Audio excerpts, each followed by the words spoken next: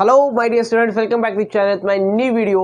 तो बेटा last video में मैंने आप लोगों को डिमांड चैप्टर स्टार्ट किया था, जिसमें मैंने आप लोगों को डिमांड की meaning, types of demand, factors affecting demand, सारी की सारी इतनी सारी टॉपिक्स आपको पढ़ा दिए थे। अब आज की वीडियो में हम लोग कंटिन्यू करेंगे इस चैप्टर को, और इसमें हम लोग देखेंगे लॉ ऑफ डिमांड क्या होता है। क्या देखेंगे बेटा? Law of demand. ठीक है, चलो स्टार्ट करते हो, देखते हैं कि लॉ ऑफ डिमांड क्या होता है। तो लॉ ऑफ डिमांड का मतलब क्या होता है? तो लॉ ऑफ डिमांड बोलता है कि जब भी कभी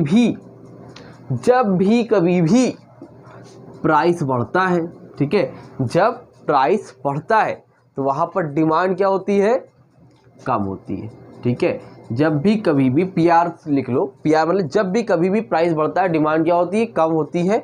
और जब भी कभी भी प्राइस घटता है तो डिमांड क्या होती है? ज़्यादा होती है। कोई पहली बार इस वीडियो को देख रहा है बच्चा, तो वो पहले जाके इसका पार्ट 1 देखे, फिर इसको देखे, तो आपको डिटेल में अच्छे से समझ में आएगा। ठीक है, जब कभी भी प्राइस बढ़ता है किसी भी कमोडिटी का, अगर किसी भी चीज़ का नॉर्मली प्राइस बढ़ता है, जैसे पोटैटो है, टोमेटो है ना, लेडी फिंगर, ब्रिंजल है, मतलब कोई भी सब्जी है ना, तो अगर उसका रेट बढ़ रहा है तो लोग क्या करेंगे? पोटैटो छोड़ के दूसरी कोई सब्जी खाने लगेंगे। क्यों? क्योंकि महंगा हो गया तो डिमांड उसकी अपने आप क्या हो जाती है? कम हो जाती है। लेकिन जब प्राइस कम होगा, पोटैटो 20 रुपये किलो था, अब 10 रुपये किलो हो गया, तो लोग प्राइस कम हो गए तो लोग डिमांड उसकी क्या कर देते?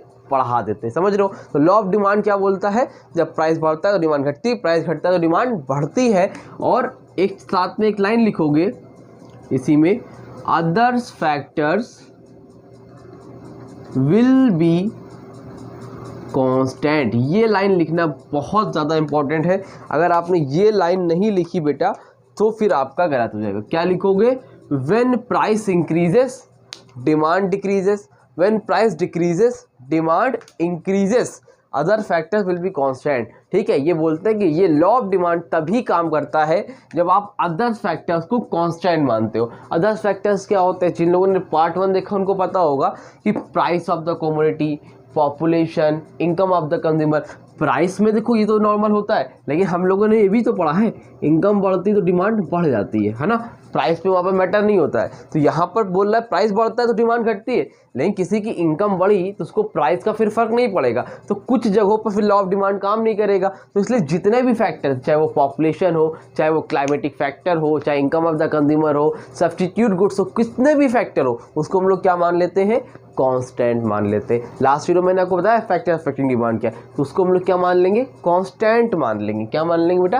कांस्टेंट। तो अगर उसको कांस्टेंट मानेंगे तभी लॉ ऑफ डिमांड काम करेगा, अदरवाइज लॉ ऑफ डिमांड वहां पर काम नहीं करेगा। याद से लिख के आना, when price increases demand decreases, when price decreases demand increases, other factors will be constant. I hope आपको क्लियर हो गया होगा लॉ ऑफ डिमांड क्या होता है। अब अगला टॉपिक इसी में है, वो है बेटा डिमांड शेड्यूल। क्या है? Demand schedule. और इसी में एक टॉपिक है डिमांड कर्व। ये डिमांड शेड्यूल और डिमांड कर्व क्या होता है? देखो, डिमांड शेड्यूल का मतलब क्या होता है? जब इसी चीज़ को, इसी पॉइंट को आप जो है टेबुलर फॉर्म में दिखाओगे, उसको हम लोग क्या बोलते हैं? Demand schedule. भाई प्राइस बढ़ता डिमांड घटती, प्राइस घटता डिमांड बढ़ती है। इसी चीज़ को जो आप वर्डिंग में बता रहे हो, जब टेबुलर फॉर्म में दिखाओगे तो वो क्या हो जाएगा? Demand schedule. कैसे बनता है? यहाँ पर लिया मैंने प्राइस, यहाँ पर मैंने लिया क्वांटिटी डिमांडेड। ठीक, अब मान लो प्राइस यहाँ पर जो है 40 था, ठीक, तो डिमांड कितनी थी? 100। ठीक, प्राइस 30 हुआ तो डिमांड कितनी हो गई? 150। प्राइस 20 हुआ तो डिमांड कितनी हो गई? 200। मतलब क्या हो रहा है? प्राइस धीरे धीरे घट रहा है, कम हो रहा है, तो डिमांड धीरे धीरे क्या हो रही है? बढ़ रही है। प्राइस 10 हो गया, डिमांड कितनी हो गई? 250। समझ में आ रही बात कि नहीं आ रही है? तो ये क्या हो गया? Demand schedule. मतलब बेटा ये बोल रहे हैं जैसे जैसे प्राइस घटता है वैसे वैसे डिमांड बढ़ती है, जैसे जैसे प्राइस बढ़ता है वैसे वैसे डिमांड घटती है। यही तो बोल रहे थे यहाँ। तो उसी चीज़ को यहाँ पे लिख के इस तरह से बना दिया टेबुलर फॉर्म में। जब इस बॉक्स के अंदर बना दोगे बेटा, वो क्या हो जाएगा? आपका डिमांड शेड्यूल। और इसी चीज़ को आप कर्व के फॉर्म में दिखा दो, वो क्या हो जाएगा? Demand curve. कैसे बनता है? देखो, आपने इसको लिया, ये आपका है एक्स एक्सिस, ये है आपका वाई एक्सिस। जो अब आपका वाई एक्सिस है वो किसको रिप्रेजेंट करता है बेटा? प्राइस को। एक्स एक्सिस जो रिप्रेजेंट करता है वो क्या होता है? Quantity demanded. ठीक है, ये आपका क्या बेटा? ओरिजिन पॉइंट, क्या है आपका ओरिजिन पॉइंट, ठीक। अब यहाँ पे प्राइस 40 तक है तो ले लो 10 गैप में 10, 20, 30 और फिर 40, ठीक। और यहाँ पर क्या होगा 50 गैप में ले लो 50, 100, 150, 200 और फिर 250, क्लियर है, ठीक है। अब 40 पे कितना है बच्चा 100, 40 पे कितना है 100, 40 कहाँ यहाँ, 100 कहाँ यहाँ, तो यहाँ पे लगाओ, ठीक। नंबर 2 देखो 30 पे कितना 150, लो ब्लू से करता हूँ, 30 पे कितना 150, 30 यहाँ 150 यहाँ, 30 यहाँ 150 कहाँ पे होगा, तकरीबन कुछ यहीं पर होगा जी सर, ठीक है। चलिए 20 पे 200, 20 यहाँ 200 कहाँ यहाँ, 20 यहाँ 200 यहाँ, ठीक है। 10 पे 250, 10 यहाँ 250 कहाँ यहाँ, ठीक है। इतनी बात समझ में आई कि नहीं है, ठीक है। तो ये क्या है, इसका कर्व बनेगा तो कैसे बनेगा, ऐसे ही बनेगा। तो ये क्या हो गया डिमांड कर्व हो गया। कैसा स्लोप बन रहा है, स्लोप कैसा बन रहा है सर, डाउनवर्ड स्लोप बन रहा है। कैसा बन रहा है बेटा, डाउनवर्ड स्लोप बन रहा है, ठीक है। तो कैसा स्लोप बनेगा, लॉ ऑफ डिमांड के हिसाब में डाउनवर्ड स्लोप बनेगा, क्लियर है। अब और ये डिमांड कर्व हो गया, और इसी चीज़ को जब टेबुलर फॉर्म में दिखाया तो वो क्या हो गया, डिमांड शेड्यूल हो गया। आई होप आपको क्लियर हो गया होगा। अगर पेपर में आता है कि डिफाइन करो law of demand long question में, तो आप लॉ ऑफ डिमांड की मीनिंग लिखोगे when price increase demand decrease, when price decrease demand increase, other factor will be constant. इतना लिखने के बाद आप बच्चे क्या करोगे, आप लिखोगे प्राइस और क्वांटिटी डिमांड दिखाओगे। उतना जब आप कर लोगे तो इसको बना के दिखाओगे, और जब बना के लिख लोगे तो इसको एक्सप्लेन करोगे। कैसे एक्सप्लेन करेंगे सर, बेटा सबसे पहले लिखोगे, देखो इसको ओन वर्ड्स में लिखना है, बुक में बहुत डिटेल में लिखा हुआ है। लिखने का तरीका क्या है, देखो लिखो इस तरह से, X axis represent quantity demanded, Y axis represent price, ठीक है। X axis represent quantity demanded, Y axis represent price. फिर स्टार्टिंग से शुरू कर दो, and we can see that when the price is 40, the demand is 100.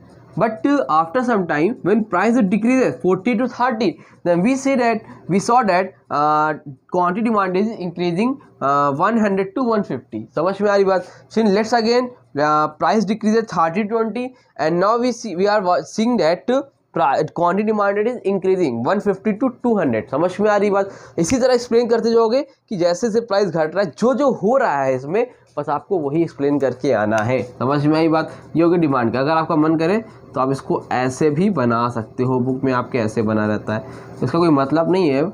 लेकिन भाई बच्चे हैं, अब आप लोग बच्चे हैं, हालांकि आप 12 में पहुँच गए, इतने बच्चे नहीं रहे, लेकिन तब भी तो इस तरह से बुक में बना होगा तो देख लो भाई ऐसे बनता है। क्लियर है। तो उम्मीद करता हूँ आपको लॉ ऑफ डिमांड अच्छे से समझ में आ गया। अच्छा, इसमें एक चीज़ होती है, लॉ ऑफ डिमांड ये हो गया, ये कर लिया, other factor will be constant. तो जब लॉ ऑफ डिमांड में आपको कभी कभी बोलता है अजम्पशन लिखो, क्या बोलता है, अजम्पशन लिखो। तो लॉ ऑफ डिमांड के अजम्पशन क्या होते हैं, तो जो भी अदर फैक्टर्स थे ना, कौन कौन से, प्राइस ऑफ द कमोडिटी तो है, दूसरे क्या था, income of the consumer, substitute goods, है ना, और क्या था, पॉपुलेशन, क्लाइमेटिक फैक्टर, ये सारी चीज़ें थी ना, टेस्ट एंड प्रेफरेंस। तो सब में लिख देना, इस तरह से लिखना, there is no change in population, number 2 there is no change in climatic factor, there is no change in related goods, there is no change in income of the consumer. मतलब सब में देयर इज नो चेंज लिख के उसमें सब में उसका factors का नाम लिख देना, अगर एजम्पशन पूछता है बाई चांस तो। क्लियर है। स्क्रीनशॉट लेना, स्क्रीनशॉट लो, फिर आप लोग को आगे बताता हूँ कि इस चैप्टर में और अभी आप लोगों को क्या देखना है। हाँ तो बेटा चलो अब आगे बढ़ते हैं और देखते हैं one of the most important topic class 12 economics के चैप्टर नंबर 2 का। मतलब सर बेटा सबसे इम्पॉर्टेंट टॉपिक है ये, बोर्ड एग्जाम के पॉइंट ऑफ व्यू से इसको इम्पॉर्टेंट मार्क कर लो, और इसके आने के चांसेस पेपर में हमेशा रहते हैं। एक तो ये, दूसरा होता है exception to the law of demand, वो तो रहता है। ठीक है, पहले हम लोग बात करते हैं reason for downward slope of the demand curve. ये क्या है और क्या चीज़ पूछ रहे हैं ये। ठीक है, तो देखो रीज़न फॉर डाउनवर्ड स्लोप, अभी आप लोगों ने देखा था कि जब प्राइस बढ़ता है तो डिमांड घटती है, और प्राइस घटता है तो डिमांड बढ़ती है। तो इसका कर्व भी मैंने कैसे बनाया था, अभी जस्ट बनाया था, डाउनवर्ड। कैसा बना था बेटा, डाउनवर्ड। तो रीज़न फॉर डाउनवर्ड स्लोप ये बोल रहा है कि क्या रीज़न है कि जो स्लोप डाउनवर्ड बनता है, ऐसा क्यों होता है कि लॉ ऑफ डिमांड का जो कर्व बनता है वो कैसा बनता है, डाउनवर्ड बनता है, ऐसा क्यों। तो पहली चीज़ आप अपने माइंड में सेट कर लो, क्या कर लो भाई, सेट कर लो, जब कभी भी एक का प्राइस बढ़े एक का घटे, एक का घटे एक का बढ़े, जब भी आपको लाइफ में इनवर्स रिलेशन कहीं भी देखने को मिल जाए, वहाँ पर स्लोप हमेशा कैसा बनता है, डाउनवर्ड। फिर से सुनो, पूरा टॉपिक इस पर डिपेंड है। अगर कभी भी कहीं भी इनवर्स रिलेशन बन रहा है तो वहाँ पर कैसा स्लोप बनेगा, डाउनवर्ड स्लोप बनेगा। फिर से सुन लो, जब भी इनवर्स रिलेशन बनेगा तो वहाँ पर स्लोप कैसा बनेगा, डाउनवर्ड बनेगा। इतनी बात समझ में आई? ठीक है। अब देखो, तो रीजन फॉर डाउनवर्ड स्लोप, आपको रीजन बताना है। पहला रीजन है law of diminishing marginal utility. ठीक, अब ये टॉपिक आपको डिटेल में चैप्टर नंबर 3 में पढ़ना है। फिलहाल के लिए आप समझ लो इसको कि अभी ये होता है क्या है। यूटिलिटी का मतलब होता है सेटिस्फैक्शन। क्या होता है, सेटिस्फैक्शन। मार्जिनल का मतलब कितना सेटिस्फैक्शन, इतना इतना इतना इतना, कितना सेटिस्फैक्शन हो रहा है, कितना मार्जिन का सेटिस्फैक्शन हो रहा है। ठीक है, तो लॉ ऑफ डिमिनिशिंग मार्जिनलिटी क्या बोलता है, देखो जब कभी भी लाइफ में कोई भी इंसान, मान लो ये है हमारा मिस्टर भोलू, मिस्टर भोलू गया वी मार्ट में शर्ट खरीदने। एक शर्ट थी 500 रुपीज़ की, ठीक है, सेम डिज़ाइन की 500 रुपीज़ की। उसने एक शर्ट खरीदी, ठीक। अब उसने कहा चलो एक और ले लेते हैं, तो एक शर्ट 500 रुपीज़ की उसने और ले ली, ठीक है। कितनी हो गई, एक एक दो हो गई। अब जो दो शर्ट उसने ले ली सेम डिज़ाइन की, क्या वो और शर्ट लेगा, नहीं लेगा। क्योंकि देखो जब कभी भी इंसान कोई भी चीज़ का कंजप्शन करता है, वो चाहे वो खाने का हो चाहे वो पहनने का हो, उसका सेटिस्फैक्शन धीरे धीरे क्या होता जाता है, कम होता जाता है। उसने एक शर्ट ली, उसको सेटिस्फैक्शन मिला, दूसरी ली थोड़ा कम मिला। भाई पहली बार में उसको बहुत अच्छा लगा हुआ, दूसरी बार में क्या हुआ, थोड़ा कम सेटिस्फैक्शन मिला। अब चलो उसने कहा एक और शर्ट ले ही लेते, चाहे 500 की शर्ट और ले, जो 3 शर्ट होगी, गर्मी में फुर्सत होगी, अब नहीं लेना पड़ेगा, ठीक है, तो 3 शर्ट ले ली। अब ये बताओ क्या वो और शर्ट खरीदेगा, तुम बताओ क्या अब वो और शर्ट खरीदेगा, भाई उसको काम खत्म हो गया, क्यों लेगा। लेकिन अगर मान लो दुकानदार जो है, वी मार्ट वाला जो है, बोले भैया देखो आप शर्ट 3 तो ली हो, आप चाहो तो मैं प्राइस कम कर देता हूँ, जो 500 वाली शर्ट थी अगर आप 34 लोगे ना, मैं उसको 300 रुपये की दूंगा। क्या बोल रहा है, जो आप 500 की ले रहे थे अगर आप एक और लोगे तो मैं उसको 300 की दूंगा। तो उसने प्राइस क्या कर दी, कम कर दी। मेरा मन नहीं था कंजम्पशन करने का, मेरा मन नहीं था शर्ट लेने का, लेकिन भैया ने प्राइस कम कर दिया, 500 वाली 300 की शर्ट कर दी। तो मैंने कहा अच्छा यार 500 की 300 कर दी हो, चलो एक काम करते, चलो ले लेते यार। तो डिमांड में क्या कर दूंगा, बढ़ा दूंगा। समझ में आ रही बात। तो यहाँ पर रिलेशन कैसा बन रहा है, प्राइस घट रहा है तो डिमांड क्या हो रही है बच्चा, बढ़ रही है। समझ में आ रही है बात की नहीं आ रही है। तो जब भी कभी भी इनवर्स रिलेशन बनेगा तो वहाँ पर स्लोप कैसा बनेगा, डाउनवर्ड बनेगा। समझ में आ रही बात, यही है ना कि reason for downward slope. Reason for downward slope का रीजन क्या है, जब इनवर्स रिलेशन होता है तो वहाँ पर डाउनवर्ड स्लोप बनता है। तो लॉ ऑफ डिमिनिशिंग मार्जिनलिटी में भी क्या होता है, इनवर्स रिलेशन बनता है। क्या होता है, इनवर्स रिलेशन बनता है, और इनवर्स रिलेशन बन रहा है इसलिए डाउनवर्ड स्लोप बन रहा है। समझ में आई बात कि नहीं आई। इसी तरह आप एग्जांपल खाने पीने में ले सकते हो कि आप अपने स्कूल से बाहर निकले, आपने 1 गिलास गन्ने का जूस पिया, ठीक, आपको सेटिस्फैक्शन ज़्यादा मिला, 20 रुपये का था। फिर आपने एक और पिया, फिर आपको सेटिस्फैक्शन मिला। अब आप कह रहे हो नहीं भैया अब नहीं पियेंगे, लेकिन दुकानदार ने बोला भैया मैं प्राइस 20 रुपये से ना इसको 10 रुपये का आपको दूंगा, प्राइस कम कर देना, 1 गिलास और पी लो। तब क्या करोगे, सोचोगे ना चलो यार एक और पी ही लेते हैं, चलो पैक ही करा लेते हैं, घर में पिया जाएगा बाद में। तो प्राइस कम करेगा तो डिमांड बढ़ाओगे, अदरवाइज नहीं बढ़ाओगे। क्यों नहीं बढ़ाओगे, क्योंकि आपने इतना कंजप्शन कर लिया तो आपका मूड नहीं है उसको खरीदने का। लेकिन जब शॉपकीपर दुकानदार प्राइस कम करेगा, चाहे वो खाने पीने की चीज़ हो, चाहे वो पहनने की चीज़ हो, या किसी भी तरह की चीज़ हो, तो आप उसकी डिमांड बढ़ा दोगे। समझ में आ रही बात, क्लियर हुई कि नहीं, जल्दी बताओ। क्लियर है, स्क्रीनशॉट लेना है ले लो। चलो आगे बढ़े, इसको रफ करूं, ठीक है। अब देखो कुछ नोट करना होगा तो रिवर्स कर लेना। दूसरा है इनकम इफेक्ट। दूसरा पॉइंट क्या है बच्चा, इनकम इफेक्ट। अब ये इनकम इफेक्ट का क्या मसला है यहाँ पर, देखो इनकम इफेक्ट 2 तरह से होती है। एक इनकम इफेक्ट में क्या होता है, एक होती है मनी इनकम और एक होता है रियल इनकम, ठीक। अब पहले रियल इनकम का मतलब समझ लो, मनी इनकम का मतलब समझ लो, फिर हम लोग समझेंगे कि यहाँ पर डाउनवर्ड स्लोप क्यों बनता है। देखो मनी इनकम का मतलब जो आप पैसा कमा रहे हो मनी इनकम होगी, सिंपल, ठीक। रियल इनकम का मतलब क्या है, ध्यान समझना। मान लो आपके पास 100 रुपये थे, कितने रुपए थे, 100 नहीं है 80 ले लो, थोड़ा सा आसान पड़ेगा। आपके पास कितने रुपीज़ थे बेटा, 80 रुपीज़ थे। क्लियर है, कितने रुपए थे सर, 80 रुपए थे। आपने एक चॉकलेट जो थी वो एक चॉकलेट थी जो कि 10 रुपए की थी। कितने रुपीज़ की थी, 10 रुपीज़ की थी। तो अगर एक चॉकलेट 10 रुपए की है तो 80 रुपए में कितनी चॉकलेट आएगी सर, 10 आएगी। कितनी क्वांटिटी आएगी, आपके पास कितने रुपए थे, 10 रुपए। क्वांटिटी कितनी डिमांड हो पाएगी, 10। समझ में आ रही बात, 8 के नहीं 10, सॉरी 8 चॉकलेट आएगी। एक चॉकलेट 10 रुपए की तो 80 रुपए में कितनी चॉकलेट आएगी, 8 चॉकलेट आएगी। यार समझ में आ रही बात। तो 80 रुपीज़ में कितनी चॉकलेट आएगी, 8 चॉकलेट आएगी। ठीक, लेकिन अब ये बताओ, बाद में भी मेरे पास 80 रुपीज़ ही है। क्या है, मेरे पास 80 रुपीज़ ही है। पहले भी 80 रुपीज़ थी मेरे पास, 8 चॉकलेट आती थी, लेकिन बाद में इस प्राइस चॉकलेट का प्राइस कम हो गया। चॉकलेट का प्राइस कम हो गया, 10 रुपए से 8 रुपए हो गए, 10 रुपीज़ से 8 रुपीज़ हो गए। चॉकलेट का प्राइस कम हो गया, दैट मीन्स प्राइस कम हो गया।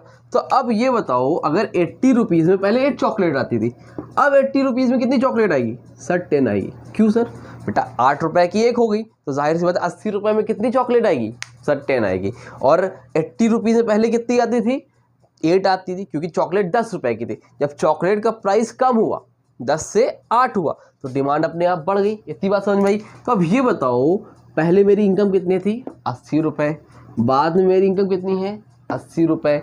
क्या मैंने कुछ चेंज हुआ था, नहीं हुआ था, लेकिन मेरी परचेजिंग पावर क्या हो गई, बढ़ गई। क्या हो गई, बढ़ गई। तो जब आपकी जो मनी वैल्यू की परचेजिंग पावर बढ़ जाए, जब आपकी मनी वैल्यू बढ़ जाए, परचेजिंग पावर बढ़ जाए, उसको हम लोग क्या बोलते हैं, रियल इनकम। समझ में आई बात। रियल इनकम का मतलब क्या है कि मेरे पास पैसे उतने ही थे, लेकिन मैं अब ज़्यादा उसमें खरीद पा रहा हूँ। जैसे पहले मेरे पास 100 रुपये थे, मैं 3 मार्कर ले पाता था। अब मेरे पास 100 रुपये अभी भी हैं, लेकिन मैं 4 मार्कर ले पाता हूँ। तो मेरी परचेजिंग पावर क्या हो गई, बढ़ गई। समझ में आ रही बात। अब मैं 5 ले पाता हूँ 100 रुपये में, मेरी परचेजिंग पावर क्या हो गई, बढ़ गई। और जब परचेजिंग पावर बढ़ जाती है आपकी करेंसी की, तो उसको हम लोग क्या बोलते हैं बेटा, रियल इनकम। इतना क्लियर हुआ कि नहीं हो, जल्दी बोलो। रियल इनकम का मतलब समझे कि नहीं समझे, समझ गए ना। नहीं समझे होगे तो कमेंट सेक्शन में इंस्टाग्राम में कॉन्टैक्ट कर लेना। ठीक, अब ये तो रियल इनकम हो गई।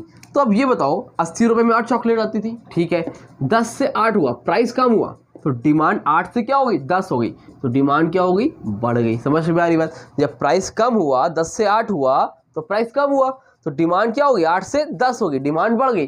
और जब डिमांड बढ़ गई और प्राइस घटने पे डिमांड बढ़ गई, कैसा रिलेशन बन रहा है सर, इन्वर्स रिलेशन बन रहा है। और जब बच्चा इन्वर्स रिलेशन बनता है तो कैसा स्लोप बनता है, डाउनवर्ड स्लोप बनता है। कैसा स्लोप बनता है, डाउनवर्ड स्लोप बनता है। रटने के लिए नहीं आएगा, इसी डिटेल में बता रहा हूँ। चाहता तो 2 लाइन पढ़ के आपको बता के निकल लेता, लेकिन इसलिए इतना कॉन्सेप्ट दे रहा हूँ ताकि आपको समझ में आए, क्योंकि पूरा का पूरा पेपर एनालिसिस बेस पे आएगा, आपकी अंडरस्टैंडिंग पे आएगा। रट्टाफिकेशन बंद हो गया है। क्लियर है, समझ में आया। स्क्रीनशॉट लेना है, लो जल्दी लो। रफ करूँ, चलो आगे देखते हैं भाई। इसीलिए ऑन डिटेल में बढ़ रहा हूँ धीरे धीरे आगे, कि आपको हर एक चीज़ का कॉन्सेप्ट पता रहे भैया। विदाउट कॉन्सेप्ट एक नंबर नहीं मिलने वाला आपकी बार। सिंपल क्वेश्चन तो आपसे पूछेगा नहीं रट के आने के लिए, शायद 1-2 नंबर क्वेश्चन गलती से दे दे, नहीं तो देने वाला नहीं है आपकी बार आपको। इनकम इफेक्ट के बाद है बच्चा अगला, सब्स्टिट्यूशन इफेक्ट। सब्स्टिट्यूशन इफेक्ट में क्या होता है, सब्स्टिट्यूट समझते हो, जो एक दूसरे का सब्स्टिट्यूट। जैसे मान लो एक है भाई आपका पेप्सी, दूसरा वाला है आपका कोक, दोनों 20 रुपए की मिलती है, 20 की ये भी है, 20 की ये भी है, दोनों का प्राइस कितना है, 20 रुपये 20 रुपये। ठीक, अब ये बताओ, आप लोगों ने ये तो पढ़ा है कि अगर पेप्सी का प्राइस कम हो जाएगा, 20 से 15 हो जाएगा, तो कोक की डिमांड क्या होगी, जल्दी बताओ। अगर पेप्सी का प्राइस 20 से 15 हो जाए तो कोक की डिमांड क्या हो जाती है, कम हो जाती है। और पेप्सी का प्राइस अगर ज़्यादा हो जाए, 20 से 25 हो जाए, तो कोक की डिमांड क्या हो जाती है, बढ़ जाती है। क्यों बढ़ जाती है, प्राइस बढ़ गया पेप्सी का तो लोग कोक पीने लगेंगे, कोक घट गया, पेप्सी का प्राइस घट गया तो लोग कोक छोड़ के पेप्सी पे आ जाएंगे। ये तो बेसिक बात है। लेकिन अब आप मुझे ये बताओ बच्चा कि पेप्सी के ऊपर क्या इफेक्ट पड़ेगा। ये तो पेप्सी और कोक की बात है ना। अगर पेप्सी का प्राइस घट गया तो कोक की, तो पेप्सी पे क्या पड़ेगा, पेप्सी का प्राइस घट गया तो पेप्सी की डिमांड क्या होगी, बढ़ेगी ना।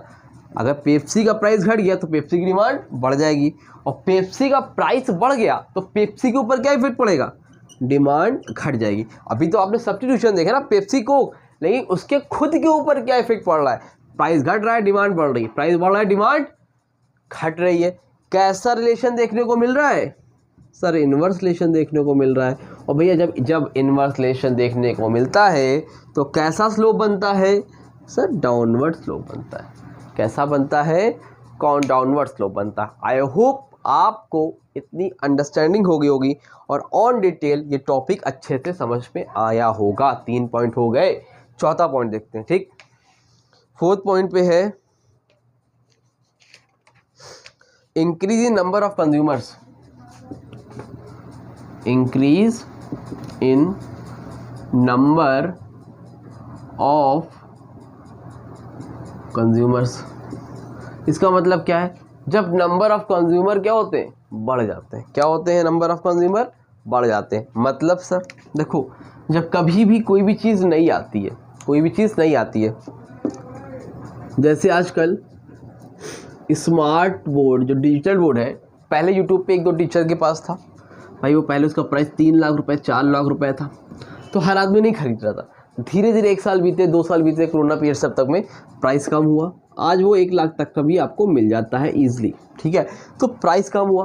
तो जब किसी भी चीज़ का प्राइस कम होता है, प्राइस कम हो रहा है, 3 लाख से 1 लाख हो गया, तो नंबर ऑफ कंज्यूमर क्या होंगे, बढ़ेंगे। भाई हर आदमी 3 लाख का नहीं ले पा रहा था, लेकिन जब से 3 लाख से 1 लाख का हो गया तो डिमांड अपने आप क्या हो गई, बढ़ गई। बढ़ी कि नहीं बढ़ी, अभी 1 लाख है, जब कल को 50,000 का हो जाएगा तो और प्राइस कम हुआ तो डिमांड और बढ़ेगी, क्योंकि हर आदमी कहेगा ठीक है भाई 50,000 तो हम लगा सकते हैं। समझ में आ रही बात, जब प्राइस कम होगा तो डिमांड क्या होगी, वहाँ पर बढ़ जाएगी। कैसा रिलेशन बना, इनवर्स। और जब इनवर्स रिलेशन बनता है तो कैसा स्लोप बनता है, डाउनवर्ड स्लोप बनता है। हर चीज़ में आपको ये दिखाना है कि इनवर्स रिलेशन बन रहा है, और इनवर्स रिलेशन बन रहा है तो डाउनवर्ड स्लोप बन रहा है। पहले तो अपने माइंड में एक बात बैठा लेना कि इनवर्स रिलेशन बनता है तो डाउनवर्ड स्लोप बनता है, और हर चीज़ में आपको दिखाना है कि इसमें इनवर्स रिलेशन हो रहा है इसलिए डाउनवर्ड स्लोप बन रहा है। ठीक, और लास्ट है several uses of a commodity. Several uses of a commodity, इसका मतलब क्या है सर, बेटा देखो इसका मतलब इतना सा है कि हर चीज़ के क्या होते हैं, सेवरल यूज होते हैं, कई यूज़ होते हैं अलग अलग कमोडिटी के। तो अगर कोई ऐसी चीज़ है जैसे मिल्क, कोई ऐसी चीज़ है जिसके यूजेस क्या है, ज़्यादा है, अगर कोई ऐसी चीज़ है जिसके यूजेस ज़्यादा है ना, तो उसका प्राइस घटने पर डिमांड क्या होगी, बढ़ेगी। भाई प्राइस दूध 40 रुपये लीटर था, दूध 70 रुपये लीटर था, तो दूध 70 रुपये से 50 रुपये लीटर हो गया, प्राइस क्या हो गया, 70 से 50 हो गया। तो जब प्राइस कम हो गया दूध का तो डिमांड अपने आप क्या हो जाएगी, बढ़ जाएगी, क्योंकि भैया सस्ता हो गया तो मैं सोचूंगा ना कि चाय के साथ से चलो थोड़ा दूध पी भी लेता हूँ, दूध दही पनीर भी बना लेता हूँ, मिल्क शेक पी लेता हूँ। लेकिन अगर उसका रेट 70 से 150 रुपये हो गया तो लोग क्या करेंगे, प्राइस बढ़ने पर डिमांड कम कर देंगे। तो रिलेशन कैसा बन रहा है, ऐसे गुड्स जिसके कई यूजेस होते हैं वहाँ पर रिलेशन कैसा बन रहा है, इन्वर्स बन रहा है। इन्वर्स बनता है, स्लोप कैसा बनता है, डाउनवर्ड बनता है। आई होप आपको ये अच्छे से समझ में आ गया। ये बहुत इंपॉर्टेंट टॉपिक है, आपके अंडरस्टैंडिंग में बेस है। तो पहले तो रट के काम चलता था, लेकिन अब समझ में आना चाहिए। तो उम्मीद करता हूँ आपको बहुत अच्छे से समझ में आ गया होगा।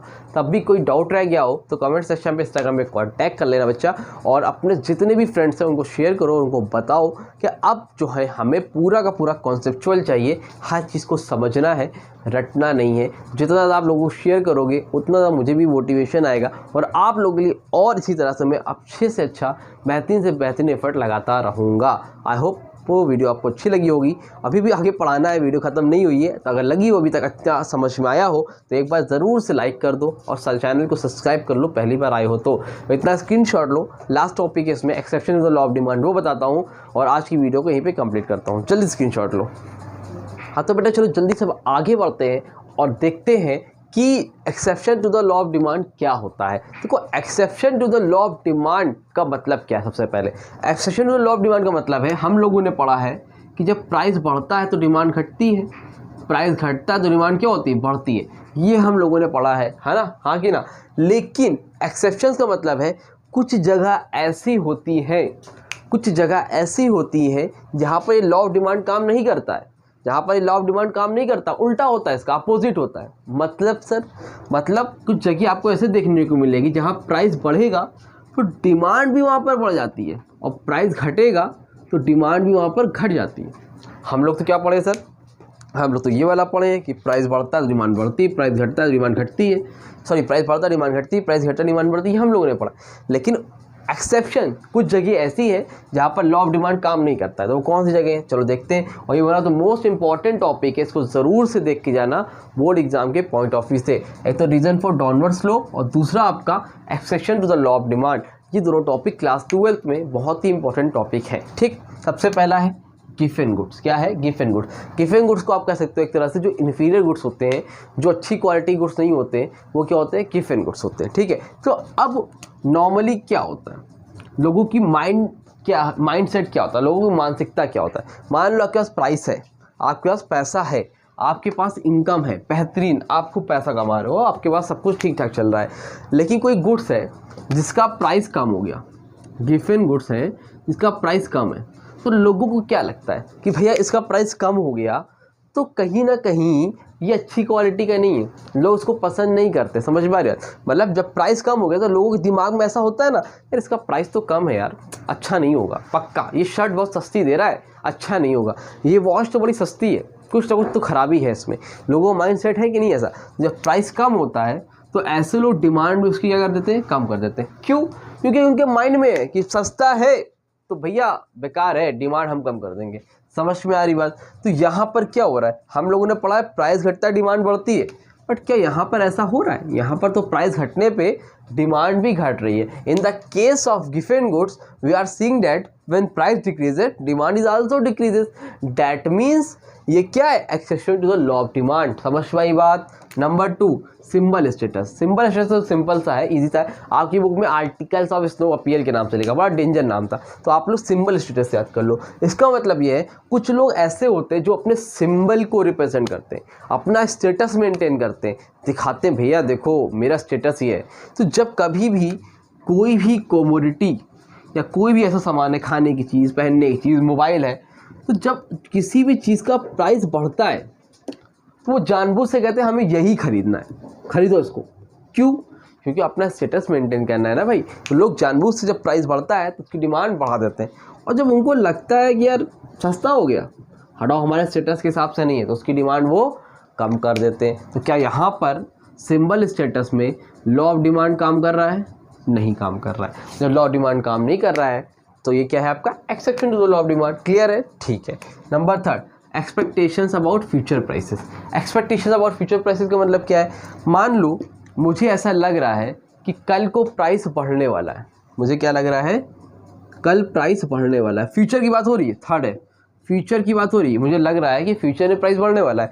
ये मार्कर जो आज 25 रुपये का मिलता है, कल से यही मार्कर 100 रुपये का मिलेगा। फ्यूचर में प्राइस बढ़ने वाला है, तो मैं क्या करूँगा, आज ही तो खरीद लूँगा, तो आज ही डिमांड क्या कर दूँगा, बढ़ा दूंगा। और मुझे लग रहा है यार फ्यूचर में 25 रुपये से 5 रुपये का हो जाएगा, फ्यूचर में प्राइस कम होने वाला है, तो मैं डिमांड क्या कर दूंगा, आज कम कर दूंगा। मैं क्या कहूँगा, भैया ऐसा करो अभी रुक जाओ, 2 दिन बाद तो सस्ता हो जाएगा ना, 25 से 5 रुपये का हो जाएगा, तब मैं ले लूँगा। तो यहाँ पर भी क्या बन रहा है, देखो इनवर्स रिलेशन। हम लोग तो पढ़े प्राइस बढ़ता डिमांड घटती है, लेकिन फ्यूचर एक्सपेक्टेशन में क्या होता है, अगर फ्यूचर में प्राइस बढ़ने वाला है तो डिमांड फ्यूचर में बढ़ेगी, फ्यूचर में बढ़ने वाला है तो आज ही डिमांड में बढ़ा लूँगा, और मुझे लगता है फ्यूचर में सस्ता होने वाला है तो मैं अभी का डिमांड कम कर दूंगा और बाद में खरीदूंगा। ठीक है। Number 4, emergency. इमरजेंसी के केस में क्या है, इमरजेंसी केस में मान लो कोई मेडिसिन वगैरह है जिसका प्राइस बढ़ गया, कोई इंसान बीमार है, तो वो डिमांड क्या करेगा, कम कर देगा, कम करेगा? नहीं करेगा भाई, डिमांड को अपने कांस्टेंट रखेगा, या ज़रूरत होगी तो बढ़ाएगा,